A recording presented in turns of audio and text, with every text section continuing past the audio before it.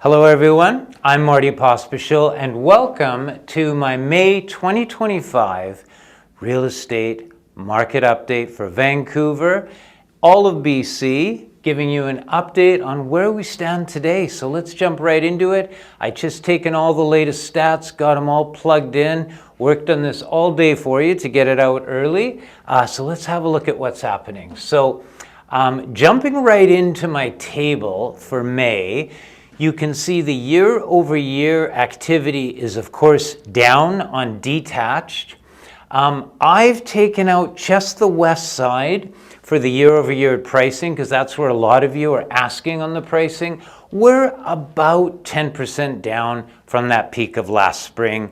Give or take, it does vary between product, but that's overall generally where we're at on pricing compared to that spring peak of 2024. For houses, of course, we're down last month about 0.6%. Now, April was not the best month. A lot of people were sitting on the sidelines waiting to see what's going to happen, and that's the result of that. A lot less product sold. We've been busy, but overall in Greater Vancouver, it's been fairly quiet, not a lot of activity, and that resulted in a marginal price drop last month. Now, attached townhomes down about 24% year-over-year activity, and prices hit a little bit harder than the detached, about 15% just on the west side, and down about 1% last month. And of course, condos activity down 20% year over year, and on the west side about 5%. Condos held a little bit stronger because a lot more people in the bottom of that pyramid buying entry-level product, and prices down same as houses, about 0.6% last month. Okay, so overall we're finding that activity is certainly lower than it was this time last year, but the prices year over year, give or take, if you take your assessed value that you got in July, from July 1st, created at July 1st of 2024, that's based on the spring pricing. We're around assessed, many of the sales just below that, just to give you a rough indicator of where we're at today. So, what's hot and what's not? Let's break this down into different product. As you know, the metric that I use to gauge how active a particular market is the sales ratio. And again, all that is, it is the home selling rate or the absorption rate into the market every month for each product in each area. So if less than 11% of a particular product in an area is selling in a month, we're in a buyer's market, downward pressure on pricing. If between 12 and 20% is selling every month, we're in a balanced market. So it's not favoring the buyers or the sellers. As soon as we hit that 21%, which we're not seeing right now, over 21%, we're in that seller's market territory, upward pressure on prices, multiple offers, etc., etc. So that's what I use to gauge the activity in each area. Let's look at detached houses on the west side to start with. You can see what happened in the beginning of the year. We were already in that buyer's market, and then post-inauguration, we're at 6% and 8%. We had a little bit of a jump in the last month. Where are we at now? For the May stats, we are at 7%. So even a little bit softer over the past month. That, of course, is in buyer's market territory for houses on the west side. If we look at condos and townhomes on the west side, we were pretty strong starting in the year. We dropped down into that balanced market territory. Last month we were at 19%. Now we are at 17%. So you can see that activity dropping in attached condos, townhomes as well. West side, balanced market territory. Let's look at condos, townhomes downtown. I separate that out. Pretty slow over the year, 11% last month. Surprise, surprise. We bring up the stats for this past month, and it jumped up to 14%, still in balanced market territory. So going to the east side, detached houses, east side. We were in balanced market territory throughout the year, and this past month we've dropped down now just into that upper end of a buyer's market for houses on the east side. Let's look at attached condos and townhomes on the east side. Very strong this year. Look at, we're up at 25%, 28% in January, down to 20% in April. Last month, we're down at 18%. So of course, we are in balanced market range, but in the upper end of that for condos, townhomes, east side. Definitely a trend. And if you look at the different bands, the more entry-level pricing you have, the more activity and the stronger the pricing and activity has been. So again, if you look at the pricing pyramid, that will determine how active the pricing in the market is. So residential market conditions across BC, if we look at sales to active, generally we had that slowdown. So that's pretty well across the board throughout the province. If we look at what's happening overall with pricing, we've got that average price graph from 1977 to date. We can see detached houses, townhomes, and condos overall about 5 to 10% down from peak, depending where you are, what product it is, and what price range it is. It's really hard to give you an exact number. It depends what you have and where your home is, where your property is. So we look at the 5-year trend, sort of give us that overall backstep view of where we're at. And if you linearize that, again, it shows you've got the peak from last spring, but you've also got that peak post-COVID at 2022, about 5 to 10%. So if we break it down into the burbs, what's happening on houses detached month over month, you can see pretty well read throughout the Lower Mainland, a couple of increases in activities, Port Coquitlam, Burnaby, Cloverdale, and Abbotsford. You see the trend. As I mentioned earlier, the further out you are, the more affordable homes are. That's getting some action right now. If we look at attached monthly, month-to-month variance, attached, again, there's some entry-level product throughout the Lower Mainland that is boosting up that activity, and the sales ratio actually had a slight increase. So that's really interesting, but it's all about pricing again. So average price in BC, you can see that average price graph throughout the years. That's quite interesting. There's that peak back in 2022. Here's where we are today. And on average, 1 to about 1, we're about 10% down on the average price graph throughout BC as well. Interesting stat. What's going to happen? Well, nobody has a crystal ball, but what I can tell you is if we look at the factors, the price enhancers and the price deterrents and the transitioning factors, we can see consumer demand after an exhausting 3 months is seeing a little bit of a light at the end of the tunnel. And we'll talk about why that is. Why are consumers a little bit excited about this coming summer? Well, inflation is behaving. We'll look closer at that. The cost of borrowing is actually good. Variables and fixed rates are falling, so that's good news. And the inventory levels, it looks like they've kind of hit a plateau. I should do this, a plateau for number of listings out there, which means they're not going crazy. They're not dropping. We're hitting that flat plateau now. Likely until that market heats up and people start getting more and more product on the market. So, can you see the light at the end of the tunnel? It's possible things are looking better. Are we out of the storm? Let's find out. Okay, unemployment rate, overall Canada 6.7%, BC 6.1%. We've seen a little bit of an increase from that bottom in 2023, nothing extravagant. Retail sales are up, they're strong, people are spending money. The GDP, well, by the time the data gets out in the GDP, it's old. We haven't even seen that adjustment dropping in the beginning of the year yet, so I'm not going to look closely at that. But if you look at residential sales, we can see the activity also fell almost 10% year over year. There's been a lot less transactions this year because of the uncertainty. That's the word of the year, uncertainty. Nobody likes uncertainty. The markets, trading markets, real estate market, general public. People want to know where we're going. So that's why we've had less activity this year.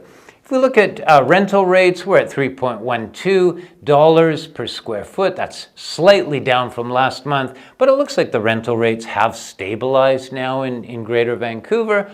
Across BC, if we're looking at the housing starts, there's a lot under construction. That seems to be going gangbusters. We sold a few building lots over the last few weeks, and there are builders building, and there are people buying properties to build their homes. So there's a lot of anticipation in that market when the finished product comes online. So that's good news. Inflation again at 2.3%. That's down from 2.6% last month. Surprising. We kind of anticipated a jump in inflation, but not the case. There's Tiff Macklin from Bank of Canada. The overnight rate is at 2.75%. He did say that the monetary policy cannot resolve trade uncertainty. Everybody's expecting Bank of Canada to solve the uncertainty, and they can't. They can't stabilize things for Canadians on the overnight rate. All they can try and do is maintain price stability. So that's an interesting statement coming from the Bank of Canada. And if we move on and we look at the consumer price index, more detail, boy, there is where we hit that peak in 2022, coming down to last year where we had inflation behaving. We're at 2.3% now. That's actually good. What I call the Bank of Canada happiness band between 2 and 3%. We fall within that, so there's no issue currently for inflation. Again, that can change depending on what happens over the next 6 months. So inflation's behaving. We are in sync with our neighbors. They're at 2.4%. We're at 2.3% for inflation. That's important. We want to be relatively close for various reasons that I covered in a few of my updates recently.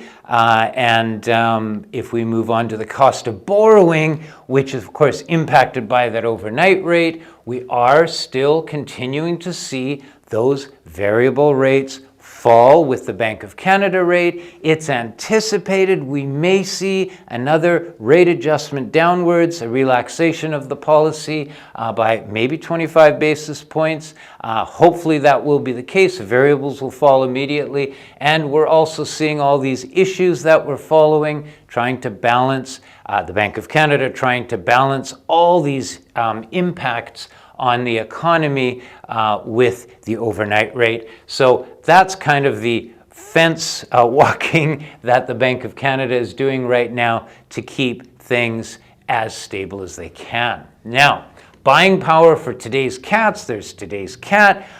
What is this? This is basically just how many dollars per 100,000 borrowed that I like to calculate to show people when they're out there looking at product. If we look at a 3.99% rate, I have seen some fixed rates, 4-year, 5-year, hovering around 4%.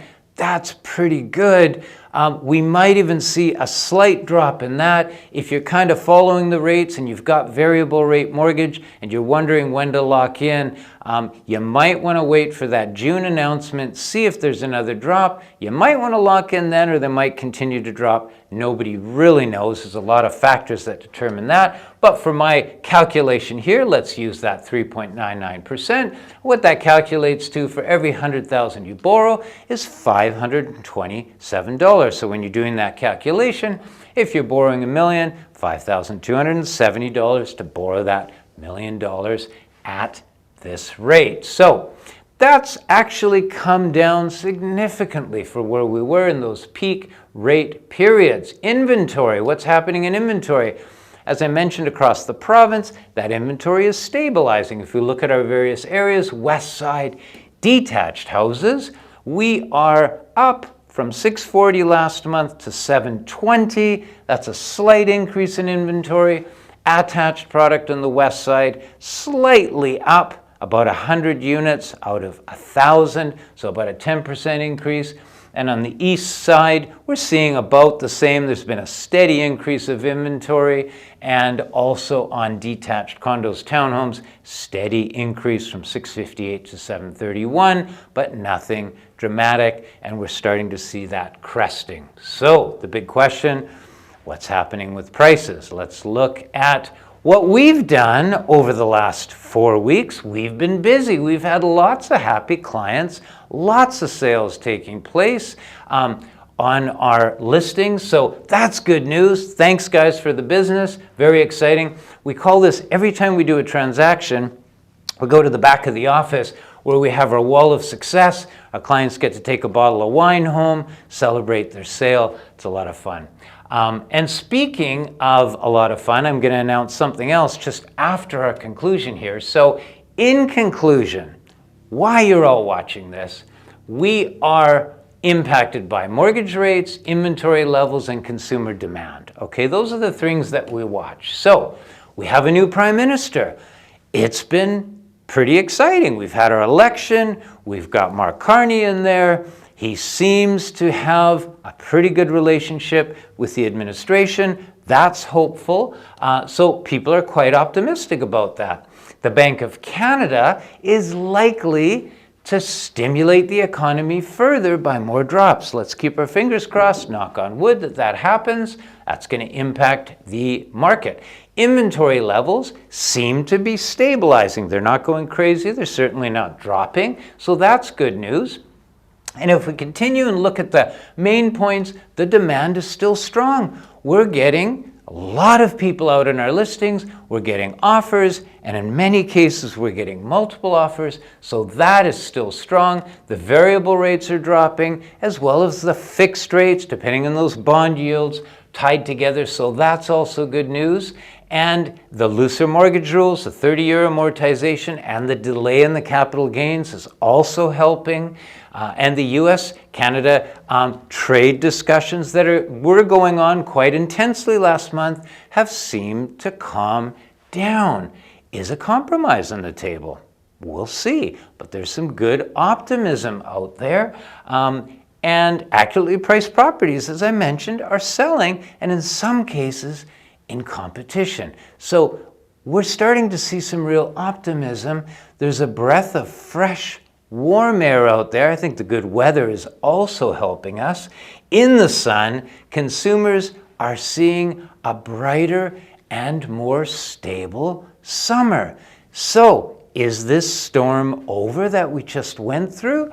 Are things calming down? And when things calm down and people see a little bit of stability, maybe we're going to see a fairly active real estate market over the summer. We've had this before, and we may have it again this summer. So let's see where we're at. And of course, home sales a little bit down last year is a prediction for 2025. And for 2026, looking better, the sales are anticipated to increase the number of sales. Now, this is a fun announcement. Now, every 2 times a year, semi-annually, we hold a seniors downsizing seminar. They're a lot of fun. We're doing our next one on June 26th at 6 p.m. I encourage you to give us a call. Just stop the video, zoom in on that QR code, and you'll be able to register. If you are a senior, you're thinking of a downsize, we're holding the seminar to answer all of your questions. Should you be renovating? Should I buy for sell first? What products are available? All of that we go through. You meet other people in the same situation as you. We got food there. We got some drink. It is a lot of fun. And we've just announced our next one in June 26th. So you or anyone you know that might be interested, I encourage you to register. That's my announcement for our community events. And that's my market update for May of 2025. I hope you enjoyed it. We're on YouTube, Instagram, and Facebook. And if you're looking for the podcast, we're on YouTube Music, Apple Podcasts, and Spotify. Thanks for joining me. I appreciate it. Have a wonderful May, and we'll see you back here in June.